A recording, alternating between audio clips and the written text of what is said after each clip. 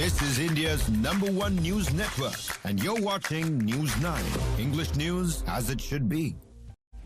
A very good morning. You're watching News 9. This is Morning Brief at 9. I'm Karthik Malhotra. The story that we're bringing for you this morning, with the West Asia crisis brewing, the impact on India gets the government in crisis management mode. Union Cabinet approves MSME support worth 2.55 lakh crore rupees in the 5th installment of the Emergency Credit Line Guarantee Scheme for MSMEs and airlines. The government also reloads the India Semiconductor Mission 2.0 with almost 4,000 crore rupees for 2 new semiconductor units in Gujarat approved. And in global news, Trump pauses Operation Freedom to reopen the Strait of Hormuz, says Iran should wave the white flag of surrender. All this and more on this edition of Morning Brief at 9.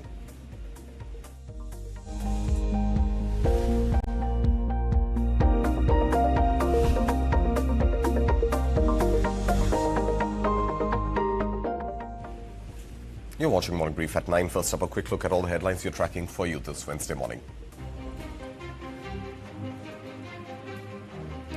US President Donald Trump pauses Strait of Hormuz ship movement operation until a final agreement with Iran is reached and signed amid rising Gulf tensions. Trump says Iran should wave the white flag of surrender, claims Tehran's military has been reduced to firing past shooters.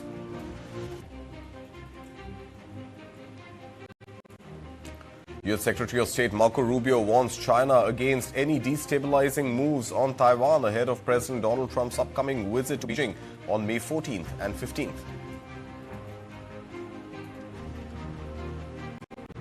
Cuba accuses U.S. Secretary of State Marco Rubio of falsely denying a U.S. oil blockade after Washington announced fresh sanctions on Cuba's energy sector.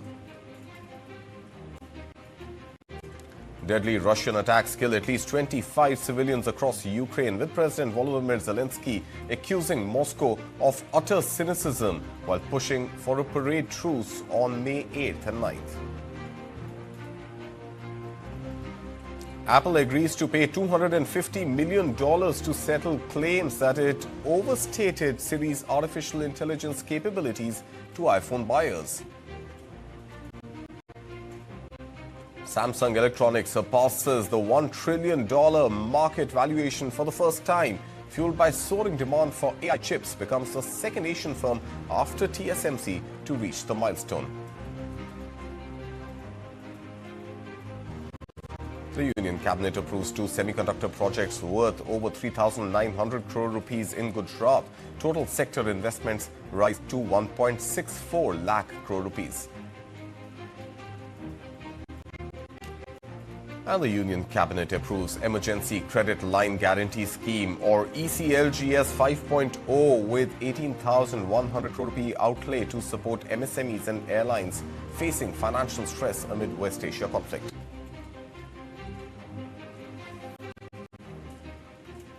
U.S. President Donald Trump has announced a temporary pause in the U.S. military operation aimed at helping stranded ships move through the Strait of Hormuz amid rising tensions with Iran.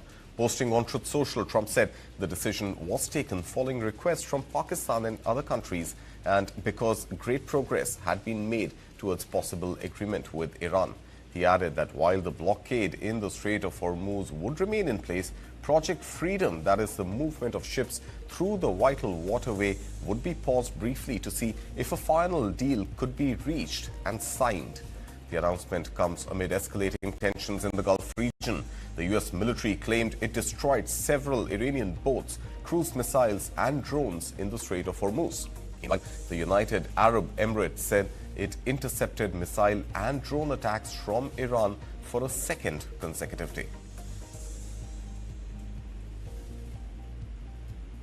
Donald Trump dismissed Iran's military capability, saying Tehran should wave the white flag of surrender, but is too proud to do so. Speaking to reporters in the Oval Office, Trump claimed Iran's military had been weakened to firing pea shooters and asserted that Tehran privately wants to strike a deal with Washington despite its public threats and aggressive rhetoric.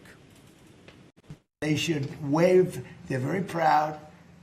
Maybe you won't see a white flag, but essentially That's already what they are. They should wave the white flag of surrender. In hockey, they say, "Uncle," right? When are they gonna cry "Uncle"? But, and they have another expression. If this were a fight, they would stop it. Can I ask you about Iran, Mr. President? Yes. They've fired at U.S. ships several times in the last 24 hours. What do they need to do to violate the ceasefire? Well, you'll find out, because I'll let you know. They know what to do, and they know what to do. They know what not to do, more importantly, actually. And, they fired them in little boats with pea shooters, the pea shooters, little boat with little, why? Because they don't have any boats anymore. Their Navy is comprised of, they call them little boats. Fast right? Boats or little boats. And they're fast, yeah. They're so fast that that they had 8 of them and they're all gone. And they're fast, but they're not fast like a missile. A missile is slightly faster. Meanwhile, U.S. Defense Secretary Pete Hegseth said the ceasefire with Iran was still in effect despite fresh exchanges of fire in the Gulf over control of the Strait of Hormuz. Listen in. Thank you, Secretary Hegseth. Last 24 hours or so, Iran's fired at us. We fired at Iran. Just going to ask you more directly, is the ceasefire over? No, the ceasefire is not over. Ultimately, this is a separate and distinct project, and we expected there would be some churn at the beginning, which happened. And we said we would defend and defend aggressively, and we absolutely have. Iran knows that. Hegseth also said the U.S. operation to protect commercial ships in the Strait of Hormuz was temporary and defensive in nature, stressing that Washington was not looking for a fight with Iran. Listen in again. Project Freedom is defensive in nature, focused in scope, and temporary in duration, with one mission: protecting innocent commercial shipping from Iranian aggression. American forces won't need to enter Iranian waters or airspace. It's not necessary. We're not looking for a fight, but Iran also cannot be allowed to block innocent countries and their goods from an international waterway. Iran is the clear aggressor, harassing civilian vessels, threatening mariners from every nation indiscriminately, and weaponizing a critical choke point for its own financial benefit, or at least trying to.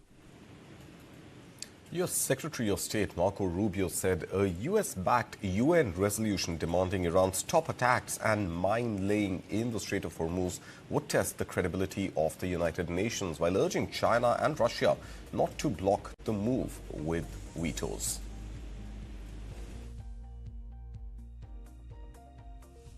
And I think it's a real test for the UN, right? As something that functions that can solve global problems. What is the purpose of the UN? The UN was supposed to be a place where you could peacefully resolve global conflict. Right now you have a country who is unlawfully, criminally, and illegally taking possession of an international waterway and blowing up commercial vessels and putting mines in the water. And so we're going to take it to the UN, and we're going to give it another chance to be a forum in which we're not even asking people like commit troops to the region and help blow up the Iranian boats. And I think to both the Chinese and the Russians, I would argue and have argued that it is in their interest for that resolution to pass and for pressure to be brought on Iran, because it is in their interest not to see international waterways, including the Straits of Hormuz, be closed down and cause economic chaos to dozens and dozens of countries around the world.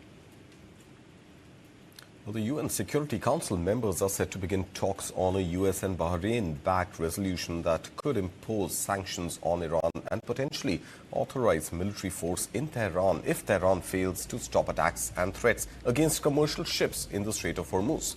The move comes after fresh exchanges of fire between the US and Iran further strained a fragile 4-week-old truce, as both sides continue competing for control over the strategic waterway crucial for global energy and trade.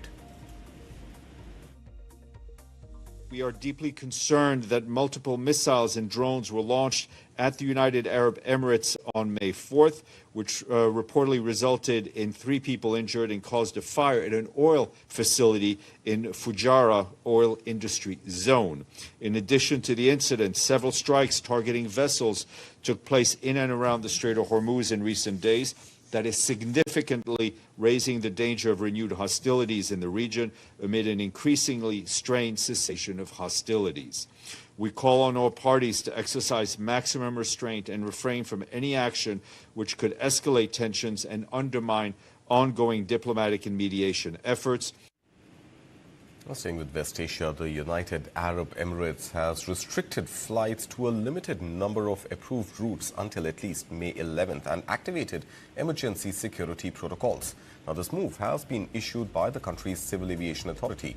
The move comes just 2 days after the UAE had lifted precautionary airspace measures and declared its skies safe. The UAE said on Monday that its air defenses intercepted Iranian missiles and drones, forcing several flights to divert to Muscat in Oman or circle over Saudi Arabia as regional tensions escalated. Meanwhile, India has condemned Iran's attack on the Fujairah petroleum industries zone in the UAE that injured 3 Indian nationals, calling the strike unacceptable amid escalating US-Iran tensions in the Gulf. The Ministry of External Affairs said India continues to support dialogue and diplomacy to restore peace and stability in West Asia. Prime Minister Narendra Modi also condemned the attack, saying targeting civilians and infrastructure was unacceptable. Prime Minister Modi reiterated India's solidarity with the UAE and stressed the importance of ensuring the uninterrupted movement of ships through the Strait of Hormuz for regional stability and global energy security.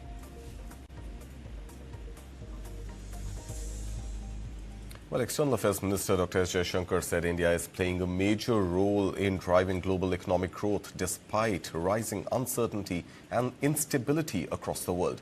Speaking at the University of the West Indies in Kingston, Jaishankar said the world is witnessing an unprecedented level of turbulence, volatility and unpredictability due to ongoing global conflicts and economic challenges.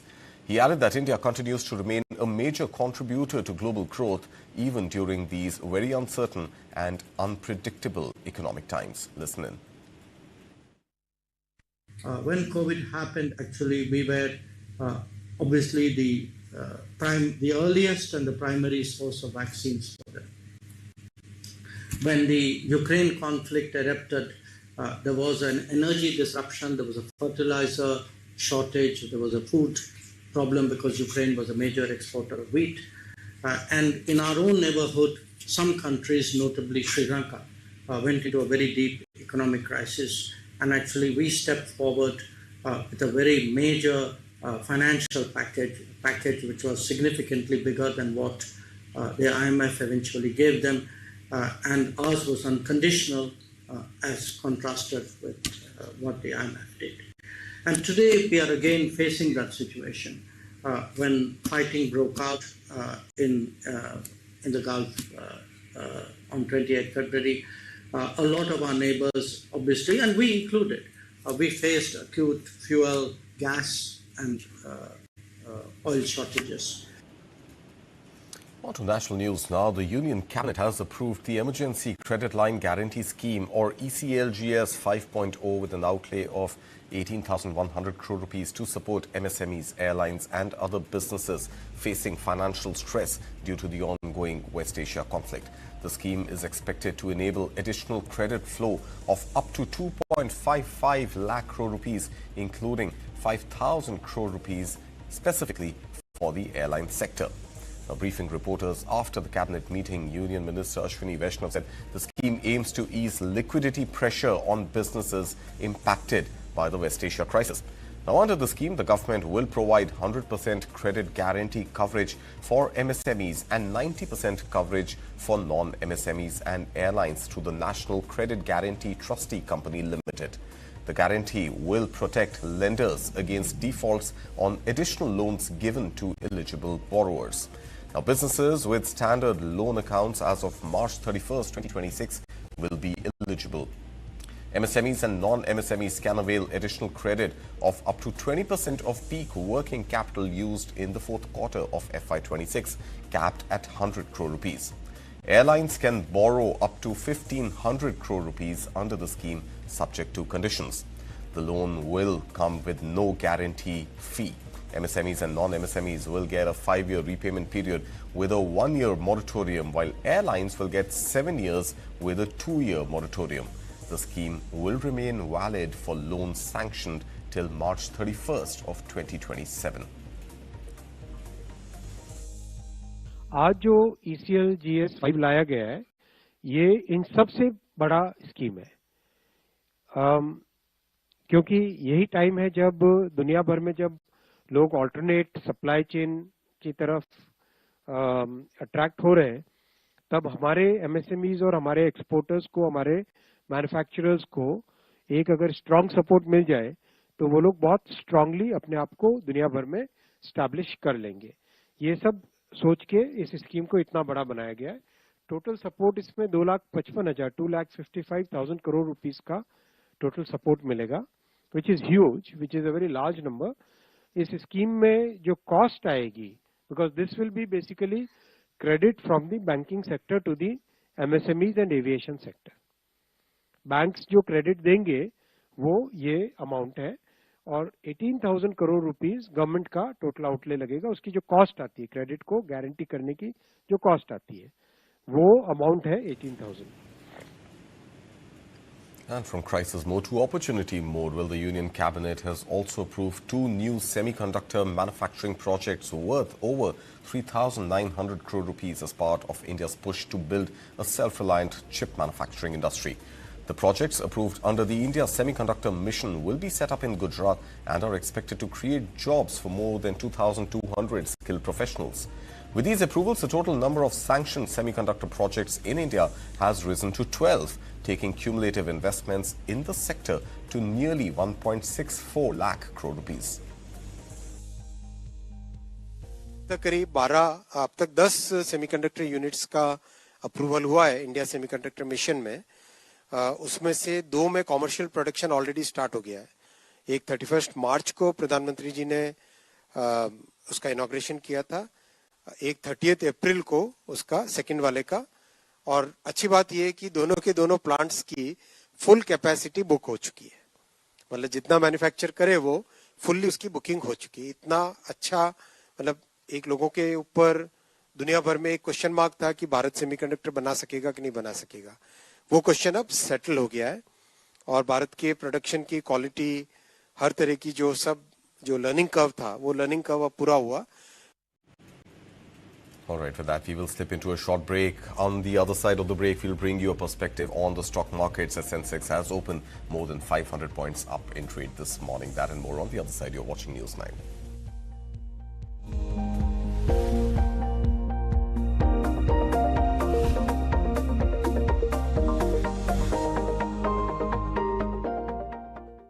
New Birla Opus exterior paint gives warranty up to 16 years. Who believes that? I believe. I do. I do. I believe it too. New Birla Opus paints gives up to 16 years warranty on walls. That's why it's the new paint for a new era. Monday आइएगा सब papers के साथ.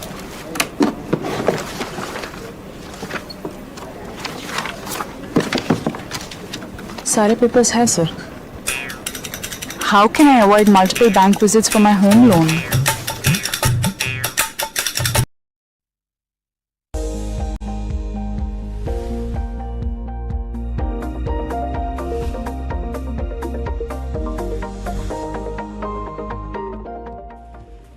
Welcome back. You're watching News9. This is Morning Brief at 9. Time now to take a look at all the action from the world of stock markets. Well, let's begin with the US. Wall Street's benchmark indices hit fresh record highs again on Tuesday, with the S&P 500 and NASDAQ rallying on strong gains in AI-linked technology stocks.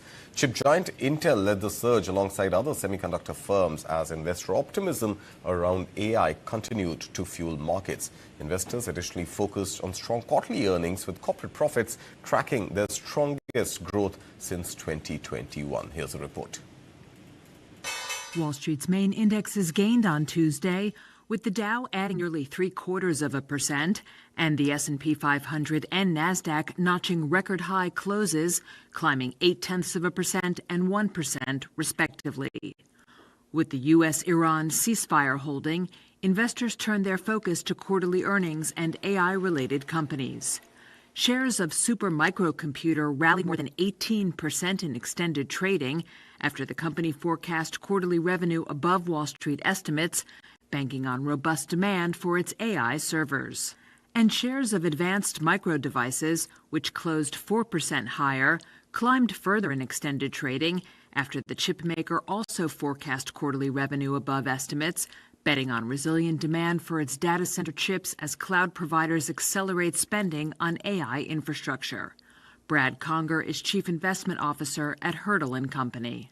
So the stock market is continuing this trend of hardware, semiconductors, networking devices, just benefiting from the very strong CapEx forecast that we heard last week from the hyperscalers. In other tech news, shares of Intel surged nearly 13% after Bloomberg News reported that Apple had held exploratory discussions about enlisting the company's chip-making services to produce the main processors for its devices. The surge in chip stocks sent the Philadelphia Semiconductor Index up more than 4% to a record high. The index is now up 55% this year. Among other movers, shares of DuPont rallied nearly 8.5% after the industrial materials maker lifted its annual profit forecast. And shares of Pinterest soared almost 7% after the image-sharing platform forecast second quarter revenue above analysts' estimates. All right, so that is the mood check on the U.S. stock markets. But now let's pivot to Asia, and the semiconductor frenzy and the AI frenzy is also driving the momentum in South Korea, as Samsung has hit the $1 trillion total market valuation mark this morning. Kospi is up more than 6% to a level of 7,370. Meanwhile, Japan's Nikkei continues to be closed on account of Constitution Memorial Day. You've also got Hong Kong's Hang Seng, which is up about 1% in trade, and China's Shanghai Composite Index up about 1.25%. Let's take a look at the Indian markets, with the Sensex and the Nifty opening in the green this morning. On your screens now, Sensex is up almost 500 points. That's about 0.64% up after closing the day in the red yesterday. Meanwhile, Nifty 50 also up about 150 points, inching closer hopefully to that 24,200 odd levels. Nifty mid-cap and small-cap performing slightly better than the broad benchmark indices, and volatility in the Indian markets is now below the 18 mark. Still relatively high, but at least not in the levels of 20 that we're seeing in the thick action of the conflict in West Asia. Let's look at the Nifty 50 heat map, and it seems that the market breadth this morning is favoring winners, with very few, in fact just a handful, about 5 or 6 stocks which are in the red as far as the 50 stock Nifty index goes. No surprise there, L&T, after reporting a decline in the net profit, is down about 3% or so in trade this morning. Meanwhile, positive momentum seen in the auto space, one of course on the back of M&M announcing its results yesterday, and Bajaj Auto all set to announce its quarterly earnings this morning. Well, let's dive deeper into this with Gaurang Shah, Senior Vice President, Geojit Financial Services, who joins us this morning. Good morning, Gaurang. Pleasure having you back with us here on News 9. You could give us a standard disclaimer, and then let's dive into all the stock action expected today and for the rest of the week. Well, thank you so much for that, Karthik. Good morning to you and all your viewers.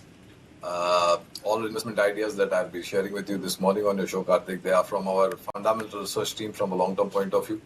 Our company, Geojit, or myself, we do not have any kind of personal investments, no financial interest, no conflict of interest, but we share similar investment ideas with our clients.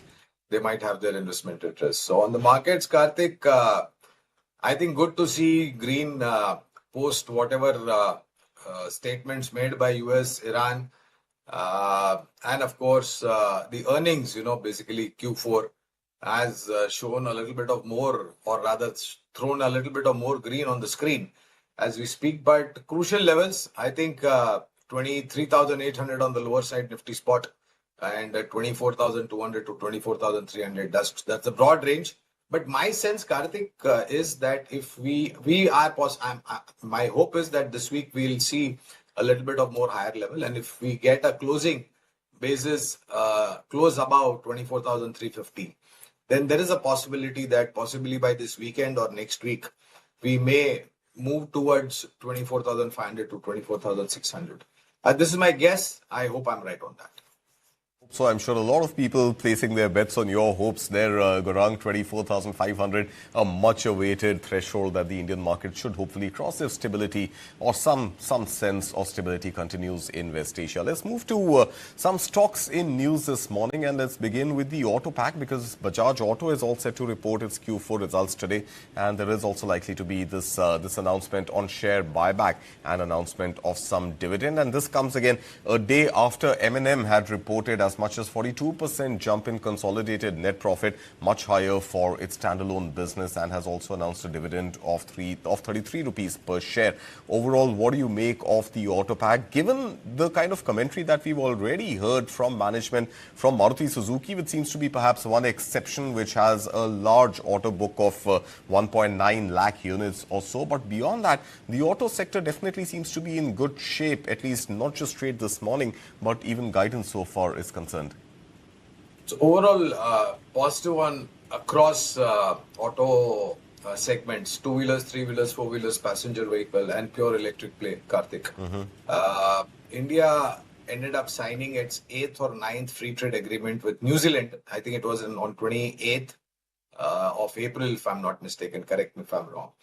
And this is the one sector, Karthik, that my personal view is that will be extremely beneficial in terms of export. And already over the last couple of MOM, that is month-on-month sales numbers, what I have witnessed is there is a consistent uptick in the export number, again, across product verticals: two-wheelers, three-wheelers, four-wheelers, commercial vehicle, etc. So along with Maruti, and Maruti, by the way, the management did speak, Mr. Bhargav did speak about ramping up their production or upping their capacity. So when managements speak about, adding more capacity or ramping up capacity, it directly indicates the kind of demand that they are expecting that is likely to come to in the future. And yesterday again, we had numbers from another two-wheeler company, Hero MotoCorp, which was, according to us, a stellar set of numbers. M&M was, again, above what the street estimates were. So your domestic market demand is strong. And Karthik, last year, that is in November 2025 and December 2025, I very vaguely recollect whether any auto company launched a new vehicle, because very soon it will be a new year, and then that vehicle is considered as a 1-year-old vehicle. I don't know what this mentality, but that is what the thought is. Resale value is the mentality there, Gaurang. Exact. So, but companies launched new models in November and December last year.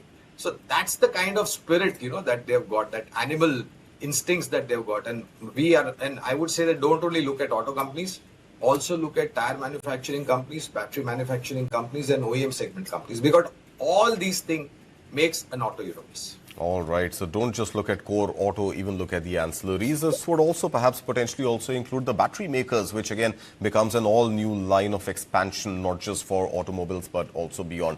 Now, from the demand side, let's shift focus to the supply side, because we've seen L&T has reported a 3.1% fall in year-on-year net profit, and this is coming despite an 11.3% rise in revenue. While the company has declared a dividend of about 38 rupees per share, overall, the sentiment as far as India's overall infrastructure story, which has been such a robust sort of headline for the last decade or so, it seems to be sort of marring that perception, at least when it comes to the core business of construction for L&T. Karthik, I think we should do enough respect and justice to L&T. Or any other cap goods manufacturing or defense manufacturing companies. Sure. Look, I mean, quarter on quarter, taking or giving a little bit of more weightage and deciding on your long-term investment to enter or exit, I think that will not be appropriate. As a disclosure, again, we have positive coverage on L&T. 32 to 35% order book was exposed to the vulnerability of geopolitical situation in the Middle East. L&T management did come out and say that yes, there are a couple of projects, and two or three of them were on the status quo or standstill because of the attacks in that particular area where the projects were going on. Right. But my view is L&T is a 8-decade-old company. Correct me if I'm wrong. More than 75 to 80 years it has been established, and it is one of the most rewarding investment ideas in the Indian capital market, according to what my experience and my whatever we track, Karthik. So don't base your exit or entry in L&T from a long-term point of view on one quarter. All right. I think 6 monthly or year-on-year comparison is a fairly appropriate thing.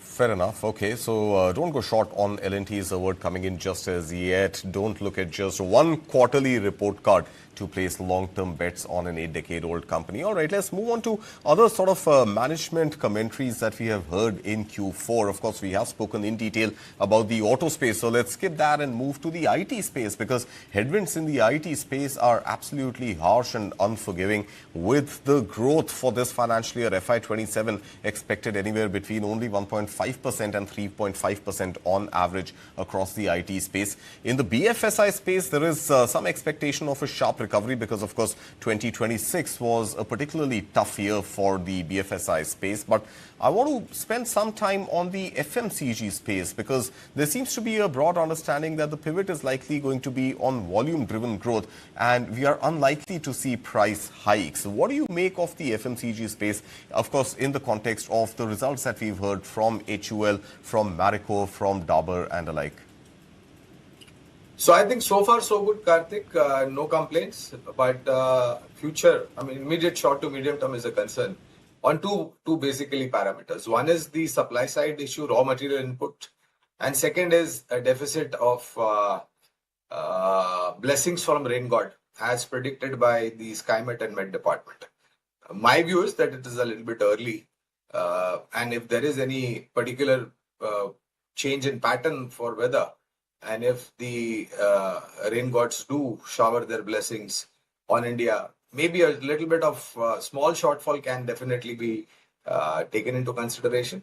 So the reason why I'm saying this, Karthik, is because the demand from semi-urban and rural India for FMCG companies is also equally important or as good as your metros, tier 1, tier 2 cities. So there may be a short to medium term concern, but again, FMCG, you know, India was, India is, and India will remain a consumption-driven economy. And that's why the who's who in the world wants to come and set up the shop in India with the kind of 140 crore plus and counting, and 35% of it is young population. So you have tremendous appetite.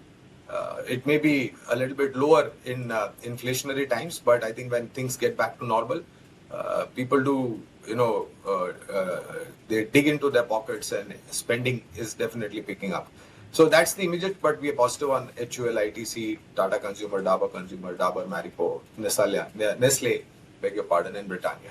All right. Okay. I also want to pick your brains on the consumer durables beyond the auto space, and I'm particularly talking about the electronics space, because some analysts expect that there is a potential upside of almost 50% when it comes to consumer durables, keeping the auto space aside. Is that a sort of fair enough assessment, given that there is a likelihood of more demand coming from urban areas, especially also given that this could be a slightly below normal rainfall season, and of course, you know, the heat map, not just on the stock markets, but country-wide temperatures rising, is that likely to drive growth for categories like refrigerators, air conditioners, etc. in this financial year? Entry level, yes, but before that, Karthik, I think the recently concluded conclave, CII, if I'm not mistaken, a couple of managements were present over there, and they were being interviewed. So in April, we saw a small increase of about 2 or 3% in prices of consumer durables, be it ACs, window split, refrigerators, television, and other durable appliances. There is a possibility, Karthik, because of input cost going up, the companies may end up passing some amount of increase to the end consumers like you and me, whether it is in metros, tier 2, tier cities, or whether it is semi-urban or rural India. Price revision upward would definitely mean, in case if it is a meaningful price increase, then maybe that discretionary spend kind of approach will kick in. But yes, with temperatures at 40 and 45 degrees and likely possibility of these temperatures going up in the future, demand from coolers to ceiling fans to ACs and aspirations have gone up drastically, Karthik. I've been traveling length and breadth of India, and these aspirations have gone up specifically from semi-urban and rural India. Okay. So that demand support is definitely there. All right. And finally, I want to also not let you go before checking in on the pharma industry, because again, this seems to be one of the top favorites for analysts for this financial year, with new product launches, especially in the weight loss drug category, and of course the overall expansion that we are seeing in healthcare services. How bullish are you on the pharma space, given that there is still some sort of an ambiguity when it comes to pharma exports to the US? What kind of a tariff rate are they eventually going to attract, if at all, those tariff pressures of last year were to come back?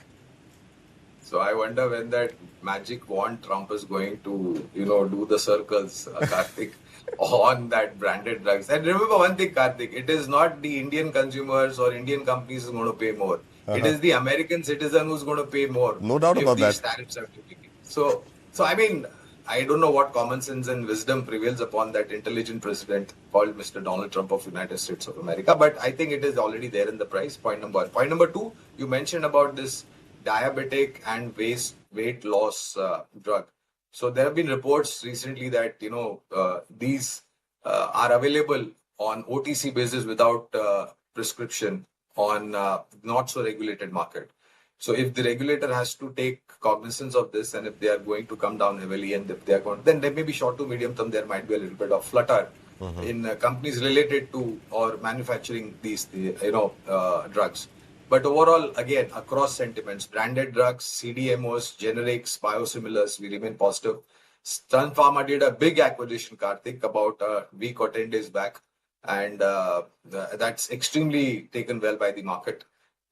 So Sun Pharma, Cipla, Dr. Reddy's, Divi's Laboratories, Aurobindo, Natco Pharma, Glenmark Pharma, Gland Pharma, all these are in the investment theme. And I would also request your viewers to take into consideration, along with pharma, healthcare as well as diagnostics. Right. Of course. I mean, that definitely seems to be the word coming in, not just from you, Gaurang, but most analysts we speak to, that healthcare services is something which seems to be completely sort of foolproof as far as investments go, because that is a sector which will relatively remain unimpacted with all the crises that we are seeing globally. Well, let's leave it at that this morning, Gaurang Shah. As always, pleasure having you here with us on News9. Thank you. Thank you so much. And with that, we will slip into another short break. A lot more coming up on the other side, especially on global stories we are tracking for you. Keep watching News9.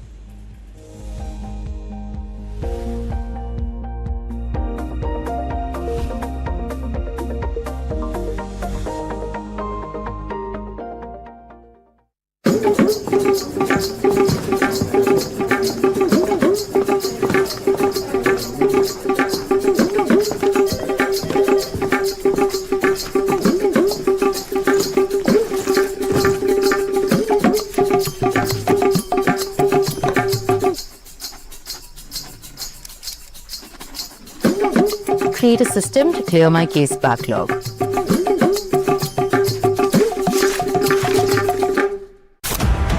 After a blockbuster first season, where corporate giants and industry leaders ruled the court, TV9 Network presents the ultimate corporate badminton championship Season 2. A battle of skill, speed and supremacy, with a massive 5 lakh rupee prize pool across categories.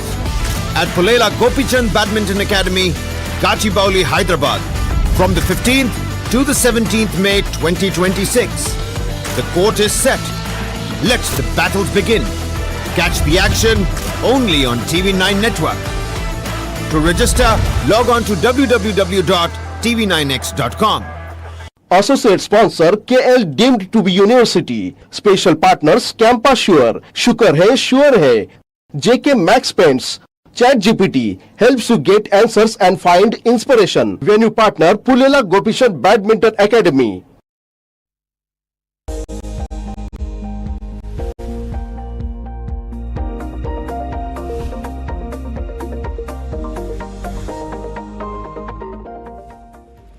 Welcome back. You are watching News9. This is Morning Brief at 9. Let's shift focus now to the global stories we are tracking for you, especially with respect to the upcoming summit in Beijing next week. That's right. US President Donald Trump stressed Washington's warm ties with China on Tuesday ahead of the upcoming meeting with Chinese President Xi Jinping.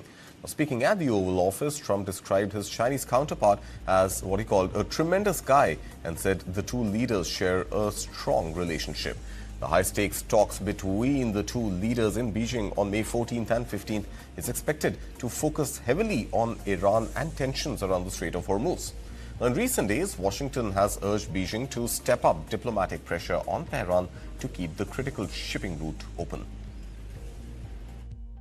Well, I have a very good relationship with President Xi. He's I find him to be a tremendous guy, and we get along well. And you see how we do. We're doing a lot of business with China and making a lot of money. We're making a lot of money. In all fairness, he gets like 60% of his oil from Hormuz, and I think he's been very respectful. We haven't been challenged by China. They don't challenge us, and he wouldn't do that. I don't think he'd do that because of me.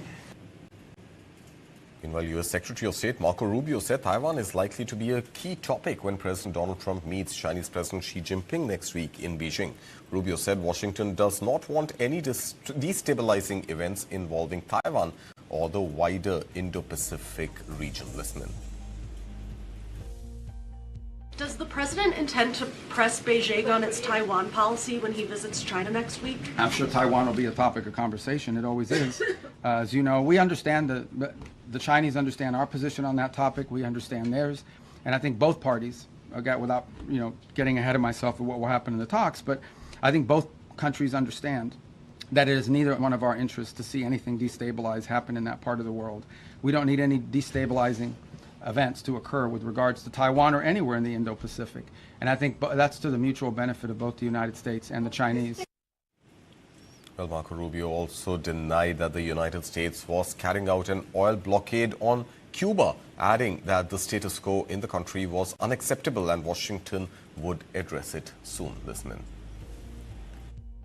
There's no oil blockade on Cuba per se. Here's what's happening with Cuba, okay? Cuba used to get free oil from Venezuela, used to give them a bunch of free oil. They would take like 60% of that oil and resell it for cash. It wouldn't even go to benefit the people. So the only blockade that's happened is the Cubans have decided, the Venezuelans have decided we're not giving you free oil anymore. Their economic model doesn't work. Doesn't work. And the people who are in charge can't fix it. And we have 90 miles from our shores a failed state that also happens to be friendly territory for some of our adversaries. And responding to questions on his upcoming Vatican trip, Rubio said the visit had been planned well in advance and was not linked to recent tensions between Trump and Pope Leo. The president recently said that the Pope is endangering a lot of Catholics as a result of his rhetoric around the Iran war. Is that a sentiment? Well, I don't think that's an accurate description of what he said. I think what the president basically said is that Iran can't have a nuclear weapon because they would use it against places that have a lot of Catholics and Christians and others for that matter. All right, moving on now. Popular U.S. daily The New York Times has been sued by the U.S. Equal Employment Opportunity Commission over allegations of reverse discrimination in a senior editorial hiring decision. The EEOC claims the newspaper passed over a white male editor for a top role because of his race and gender, allegedly to meet diversity goals. According to the complaint, the editor, an 11-year veteran at the Times, was denied promotion despite being qualified, while a less experienced multiracial female candidate was selected. Well, the lawsuit reflects a broader shift under the Trump administration, which has stepped up opposition to diversity, equity and inclusion policies across public institutions and workplaces. President Donald Trump has repeatedly criticized diversity initiatives and moved to roll them back within the federal government. The EEOC is seeking damages and changes to the newspaper's hiring practices. And away from US now, fresh Russian strikes across eastern Ukraine killed at least 25 people on Tuesday in one of the deadliest waves of attacks seen this year. Officials say 12 people were killed in a single strike as Russian bombardments hit multiple cities ahead of a proposed ceasefire deadline set by Kiev.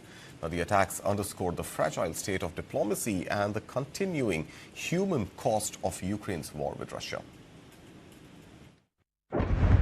A Russian-guided bomb attack on the southeastern Ukrainian city of Zaporizhzhia killed 12 people and injured 20 on Tuesday, according to Regional Governor Ivan Fedorov.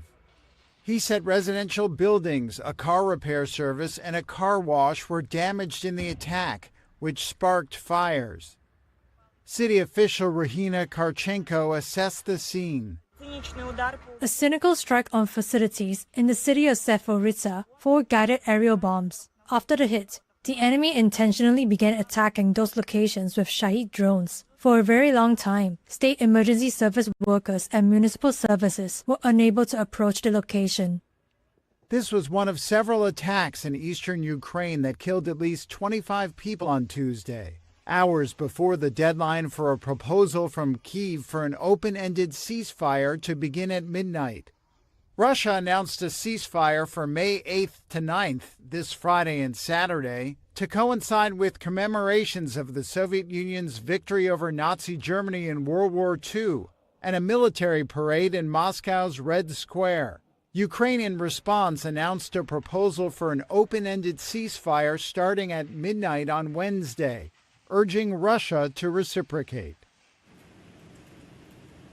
Well, Russian President Vladimir Putin announced a 2-day ceasefire in the Ukraine war on May 8th and 9th to coincide with Russia's World War II Victory Day commemorations. But Ukrainian President Volodymyr Zelensky responded with a counter-proposal calling for a ceasefire to begin earlier, starting on the night of May 5th and 6th. Now, the competing proposals come amid continued fighting and growing international pressure for a pause in hostilities. Russia and Ukraine have declared rival ceasefires. President Vladimir Putin says Moscow will observe a 2-day truce on May 8th and 9th, timed to mark the country's World War II Victory Day. The announcement comes after he raised the idea during a phone call last week with U.S. President Donald Trump. But Ukrainian President Volodymyr Zelensky quickly pushed back. The Americans have spoken to the Russians about what might happen on May 9th. Ceasefire or no ceasefire. No one has officially contacted us, nor has anything been officially proposed. After all, this is Russia's war against Ukraine. So America and Russia discuss a ceasefire. What kind of ceasefire do they have? It's important that our side know what they are agreeing to. Zelensky instead proposed his own ceasefire, set to begin earlier, starting at midnight on Tuesday. Russia's defense ministry said its truce was intended to ensure the safety of Victory Day commemorations and warned it expected Ukraine to comply. It said any attempt to disrupt the celebrations would bring a massive retaliatory missile strike on central Kyiv and urged civilians and foreign diplomats to leave the city. Zelensky said Ukraine's pause would begin because human life is more valuable than any celebration, adding Kyiv would act symmetrically. He dismissed Russia's proposal, noting that previous short truces, including one over Orthodox Easter, collapsed amid mutual accusations of violations. A 1-day ceasefire, but killing our people beforehand is, to put it mildly, simply not fair. Today, Marefa. Yesterday, Dnipro. Dead, wounded, adults, children. I'm sorry, but after all this, to say, for example, to stop the missile and drone strikes on Ukrainian cities and communities 1 day before the parade, and say, let's have a 24-hour ceasefire, that is not serious. Victory Day on May 9th is one of Russia's top national holidays. This year's parade will feature no military hardware, which the Kremlin says is due to Ukrainian terrorist activity. Zelensky said the move revealed Moscow was afraid of drone strikes. Well, Armenian Prime Minister Nikol Pashinyan on Tuesday hosted the first ever summit between Armenia and the European Union alongside European Commission President Ursula von der Leyen and European Council President Antonio Costa. The leaders signed a series of agreements covering connectivity, border cooperation, visas and future collaboration in energy, transport, digital technology and security. The summit comes as Armenia steadily moves closer to Europe and distances itself from longtime ally Russia. Remember, this comes as Yerevan accused the Russian-led security bloc of failing to support Armenia during recent clashes with neighboring Azerbaijan. Under the European Peace Facility, we are supporting the Armenian armed forces, but Armenia has also to counter foreign information manipulation, hybrid threats, interference. Our new EU partnership mission will support you in countering these hybrid threats and disinformation.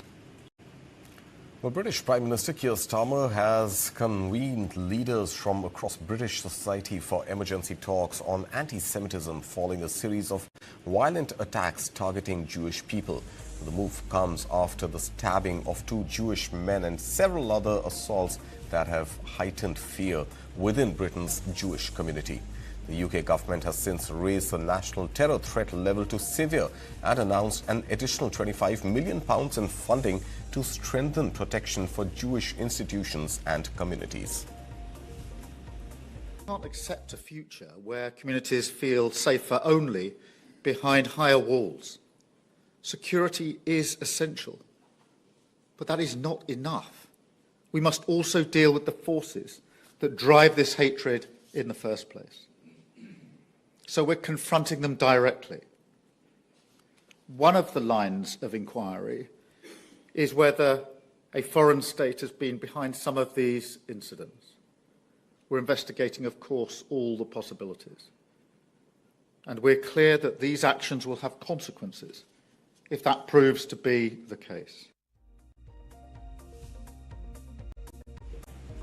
All right, on to some corporate news now. Billionaire Elon Musk has settled a civil lawsuit filed by the U.S. Securities and Exchange Commission over his 2022 purchase of Twitter, now known as X.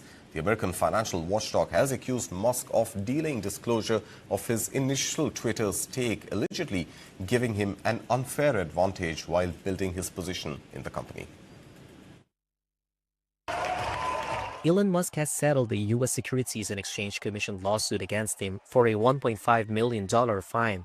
The suit accuses the world's richest person of waiting too long in 2022 to disclose his initial purchases of shares in Twitter, now known as X. Under the settlement disclosed Monday, a trust in Musk's name will pay the fine. The Tesla chief did not admit wrongdoing and won't have to give up any of the $150 million he allegedly saved from the delay. Now, the settlement requires approval by U.S. District Judge Sparkle Suknanen, who in February rejected Musk's bid to dismiss the case. The SEC declined to comment. In its lawsuit, the regulator said Musk's 11-day delay in revealing his initial 5% Twitter stake let him buy more than $500 million of shares at artificially low prices before he finally revealed a 9.2% stake. Musk called the delay inadvertent and accused the SEC of violating his free speech rights by targeting him.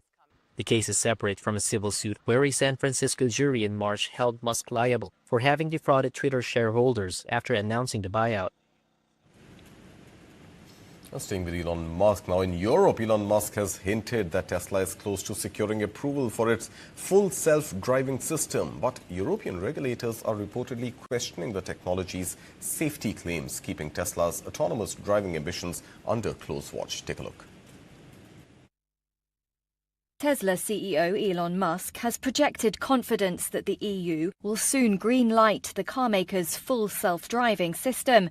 But emails from some European regulators show marked scepticism towards the tech and its stated safety benefits. Tesla's FSD technology was cleared by the Dutch road regulator RDW in April. RDW is now seeking EU approval for FSD, with a key committee hearing scheduled for Tuesday. Tesla has a lot riding on FSD approval in Europe, where it's trying to regain market share.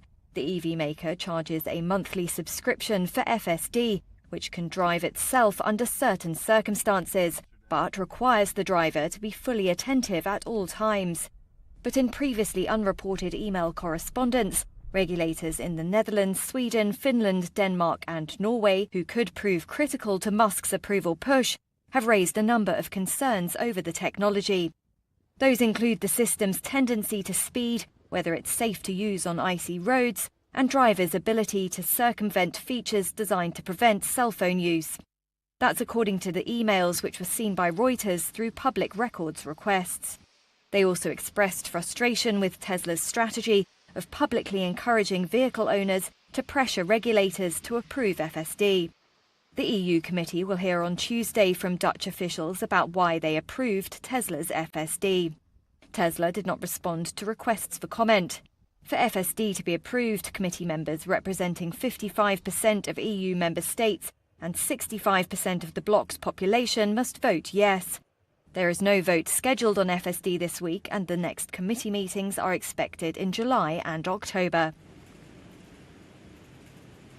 And finally, in news just coming in, U.S. Ambassador to India Sergio Gore said Indian companies are planning to invest over $20.5 billion in the United States across sectors such as technology, manufacturing and pharmaceuticals. According to Sergio Gore, 12 Indian companies alone announced investments worth $1.1 billion on Tuesday. He said the investments are helping create jobs in the United States while strengthening supply chains between the two countries.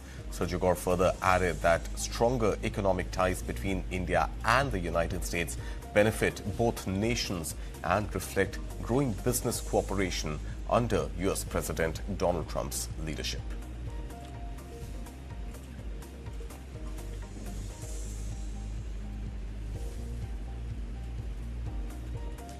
And that's all we have time for on this edition of Morning Brief at 9. The show is written by Sushmita Gogoi and Nupur Praveen and produced by Anu Seni. Thank you so much for watching. News continues right here on News9.